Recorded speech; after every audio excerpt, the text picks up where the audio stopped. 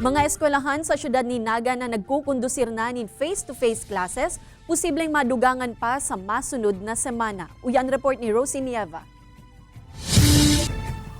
Sa mahewa sa sinpreskong lugar na inikon sa mahihiling an gayon kan Mount Isarog, nagahalat na sana sa go signal an eskwelahan kan Yabo Elementary School sa sitio Yabo Carolina, Camarines Sur para sa paglaog kan mga estudyante.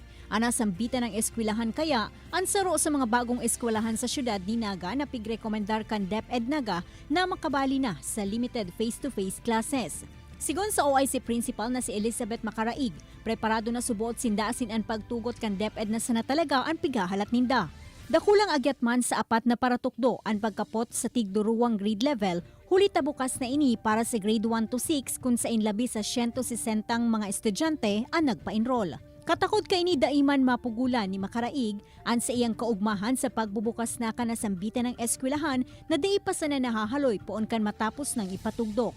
Ang preparation po namin dito sa Yabo Elementary School, tapos naman na po. Naihanda na po namin simula sa tukawan hanggang sa mga modules kang mga aki or mga IMs na magagamitin, hanggang sa tubig. Lahat na po, nakahanda na po.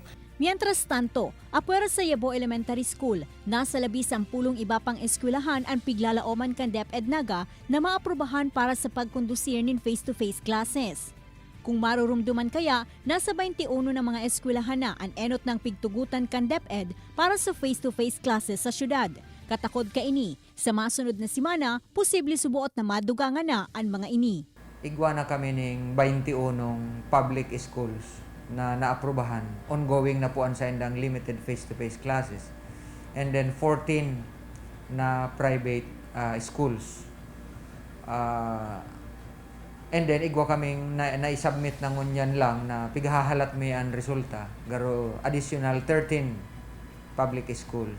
Napag-araman, nahuli sa paramientras na pagsuspindir kang klase sa syudad huli sa humakan Omicron variant, kung kaya medyo mahuhurian ibang mga public schools sa gigibuho na graduation exercises, hunya na matalikod na school year. Kaibanan si Juvel Obiso, Rosie Nieva, Balitang Bicolanja.